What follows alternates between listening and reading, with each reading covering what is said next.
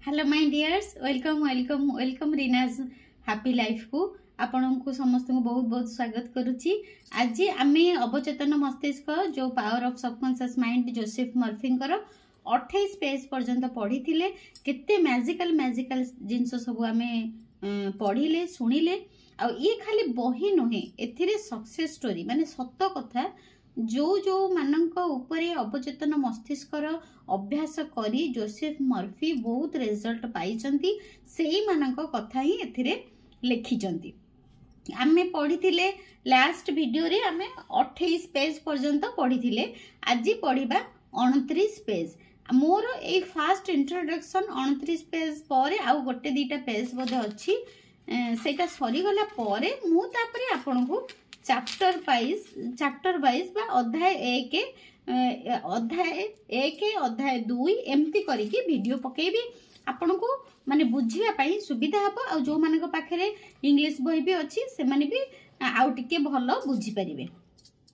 चलंत पढिबा doctor Joseph Murphy the power of subconscious mind बा अवचेतन मनर शक्ति। आम भितरे अनंत शक्ति भरी हेई रहिछि आम अवचेतन मस्तिष्क रे ताहा ही ये बही रे सबु कहिचंती डॉक्टर। हाँ तांकर अवचेतन 29 पेज नंबर हैला 29।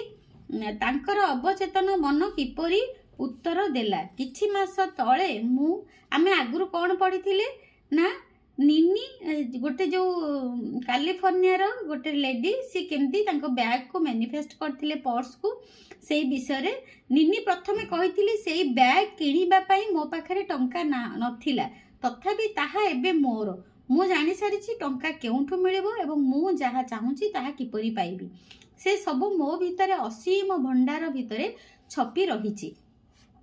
तांकर अवचेतन मन किपरि उत्तर देला एटा हमें पढ़िबा।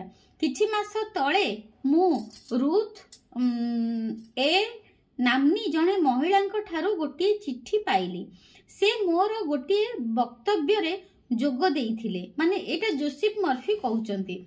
तांकर अवचेतन मन किपरि उत्तर देला अवचेतन मन जोसेफ मर्फी को पाखको जने महिला चिट्ठी पठेइथिले आ सी सेटा जोसेफ मर्फी एथिरे लिखिचंती। मते किछि मास तळे मु रूथ ए नामनी जने महिलांक ठारू गोटे चिट्ठी पाइली से मोर गोटे वक्तव्य रे जोग देइथिले लिखिथिले मोते 75 वर्ष मु जने विधवा एवं मोर पूरा परिवार अछंती तथापि मु एकुटिया रहुथिली पेंशन और सामाजिक सुरक्षा रु जहा मिलुथिला सेथिरे चलुथिली मो जीवन रे निराशा भरी रहिथिला। दिने मु अवचेतन मनर शक्ति उपरे आपनक भाषण मन देई सुनिली आ आपनक कथा मन पकेइली।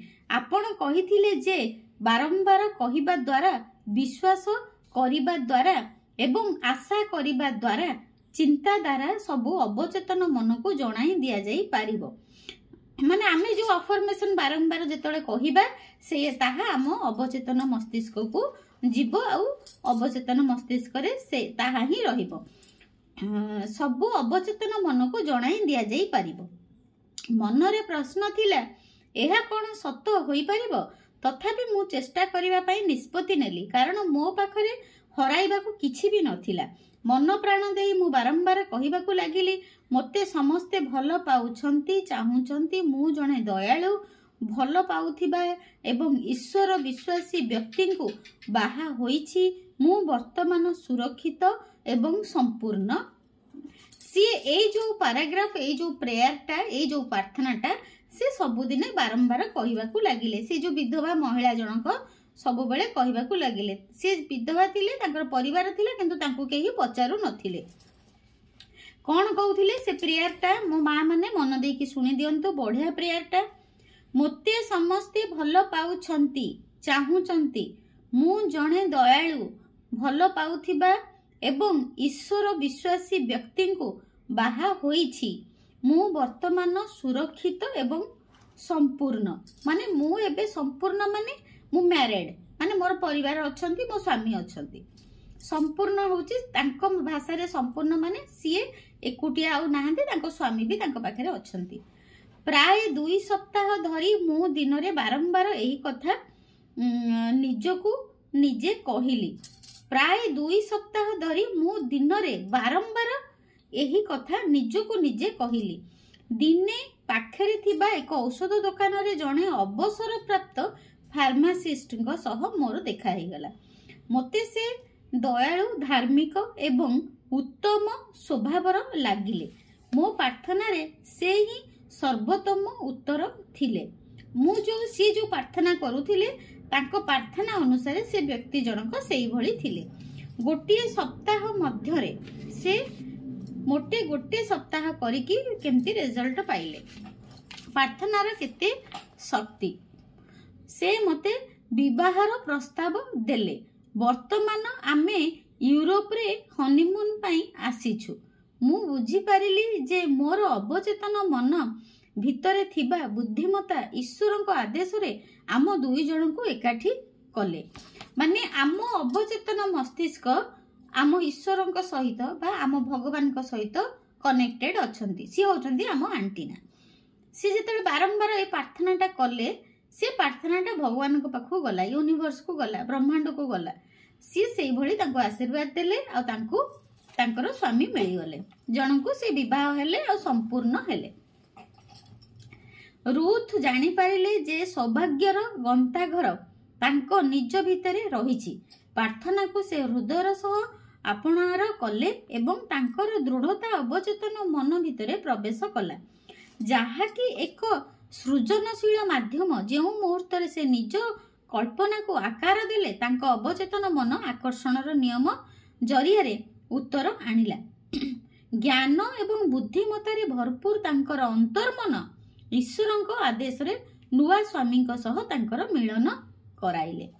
तांकर जो बुद्धिमता माने भगवान ईश्वर आशीर्वाद रे तांको स्वामी के सह तांकर देखा करई देले। आपण मध्य निश्चित भावरे भाबी देखंतु जहा सत, जहा स्पष्ट, जहा ठीक, जहा शुद्ध, जहा सुंदर, जहा भल खबर आनी देब। जदि किछि मूल्यबोध रहिछि, जदि सेथिरु किछि प्रशंसा मिलिबो, सेही सबु जिनिस विषय चिंता करंतु। माने भलो चिंता करंतु, सबु बेले स्पष्ट चिंता करंतु। मु आईएएस अफसर हेबी, हाँ मु आईएएस अफसर। मु बिजनेसमैन हेबी, हाँ मु बिजनेसमैन। स्पष्ट हबा दरकार। सबु इच्छा आपनकर स्पष्ट हबा दरकार। मने रखंतु बहुत इंपोर्टेंट पॉइंट सबु जोसेफ मर्फी देइचंती। आपण मन देकी सुनंतु। गोटी गोटी करिकी मु पढुची। जेते बेले एते लोक एथिरु सफलता पाइचंती ताहले आमे भी ए बही पढिकी सफलता निश्चिंत पाइबा।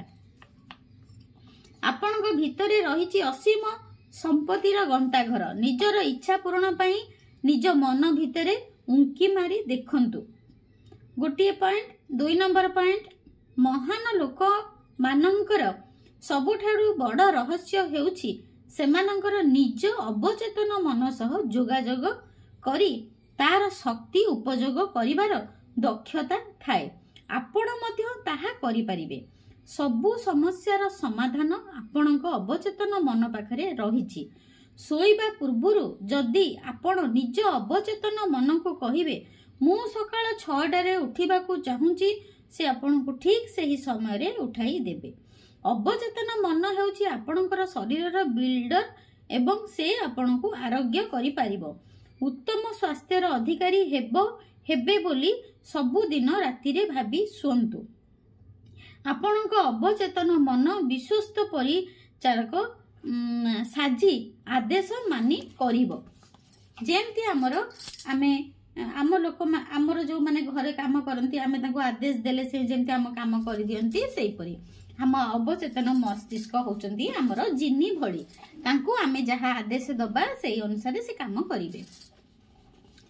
प्रत्येक चिंताधारा हेउची एक कारण एवं प्रत्येक परिस्थिति होउची एक प्रभाव।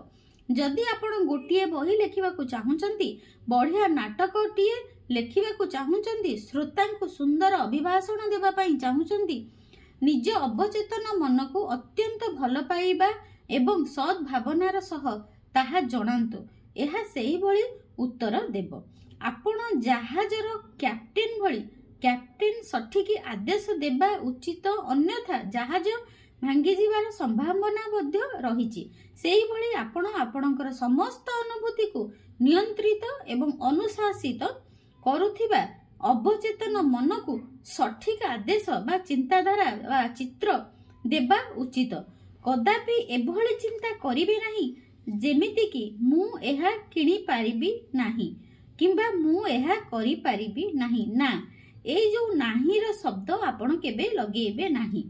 ଆପଣ କହିବା କଥା ଅନୁସାରେ ଆପଣଙ୍କ ଅବଚେତନ ମନ କାମ କରିଥାଏ। ଆପଣ ଯାହା ଚାହୁଁଛନ୍ତି ତାହା ଯେପରି କରିବା ପାଇଁ ସମର୍ଥ ହେବେ ନାହିଁ କିମ୍ବା ଚାହୁଁଥିବା ଜିନିଷ କିଣିବା ପାଇଁ ଯେପରି ଆପଣଙ୍କ ପାଖରେ ଟଙ୍କା ରହିବ ନାହିଁ, ଅବଚେତନ ମନ ତାର ବ୍ୟବସ୍ଥା କରେ। ଦୃଢ଼ତାର ସହ କୁହନ୍ତୁ, ମୁଁ ମୋର ଅବଚେତନ ମନର ଶକ୍ତି ମାଧ୍ୟମରେ ସବୁ କାମ କରିପାରିବି। ଜୀବନର ନିୟମ ହେଉଛି ବିଶ୍ୱାସର ନିୟମ। ବିଶ୍ୱାସ ହେଉଛି ଆପଣଙ୍କ ମନର ଏକ ଚିନ୍ତାଧାରା। ଆପଣଙ୍କର କ୍ଷତି କଲା ଭଳି କିମ୍ବା ଆପଣଙ୍କୁ ଆଘାତ ଦେବା ଭଳି କଥା ଚିନ୍ତା କରନ୍ତୁ ନାହିଁ। ଅବଚେତନ ମନର ଆରୋଗ୍ୟକାରୀ, ପ୍ରେରଣାଦାୟୀ ଏବଂ ସମୃଦ୍ଧି ଆଣିବା ଭଳି ଶକ୍ତି ଉପରେ ବିଶ୍ୱାସ କରନ୍ତୁ। ଆପଣଙ୍କ ବିଶ୍ୱାସ ଅନୁଯାୟୀ ସବୁ କାମ ହେବ। ଚିନ୍ତାଧାରା ବଦଳାନ୍ତୁ, ଦେଖିବେ ଭାଗ୍ୟ ବି ବଦଳିଯିବ। ଯୋସେଫ ମର୍ଫି ଲାଷ୍ଟରେ କହିଛନ୍ତି, ଆପଣ ଚିନ୍ତାଧାରା ଆପଣଙ୍କର ବଦଳାନ୍ତୁ, ଆପଣଙ୍କର ଭାଗ୍ୟ ବି ବଦଳିଯିବ। ତାପରେ ଅଧ୍ୟାୟ ହବ 2। ମୋର ଏଇଟା ସରିଲା। ଆକ୍ଚୁଆଲି 1 ନମ୍ବର ଅଧ୍ୟାୟ ଆଜି ସରିଲା। ଆଜି ସରିଗଲା 1 ନମ୍ବର ଅଧ୍ୟାୟ ଆଉ 32 ପେଜ। ମନେ ରଖନ୍ତୁ ମୋ ମା ମାନେ, ନାଇଁ 31 ପେଜ, 30, 31, 28 ପର୍ଯ୍ୟନ୍ତ ପଢିଥିଲି। ଆଜି ପଢିଲି 29, 30, 31। 31 ରେ ସରିଲା ଯୋସେଫ ମର୍ଫିଙ୍କ ବହିର 31 ପେଜରେ ସରିଲା 1 ନମ୍ବର ଅଧ୍ୟାୟ। ତାପରେ 2 ନମ୍ବର ଅଧ୍ୟାୟ ଆରମ୍ଭ କରିବା। ଆଉ ପେଜ ନମ୍ବର ହଉଛି 32। ପଢିଲେ 31 ପର୍ଯ୍ୟନ୍ତ। କେତେ ସୁନ୍ଦର ଲାଗୁଛି ବହି। ମୋର ବି ଇଚ୍ଛା ହଉଛି ଏବେ ସବୁ ଯାକ ପଢିକି ଆପଣ ମାନଙ୍କୁ ଜଣେଇବା ପାଇଁ, କିନ୍ତୁ ତା ମାନେ ଆହୁରି ବି କାମ ଅଛି, କ୍ଲାସ ଅଛି। ସେଥିପାଇଁ ଆଜି ଏତିକି, ପୁଣି କାଲି ଆଉ ପଢିବା।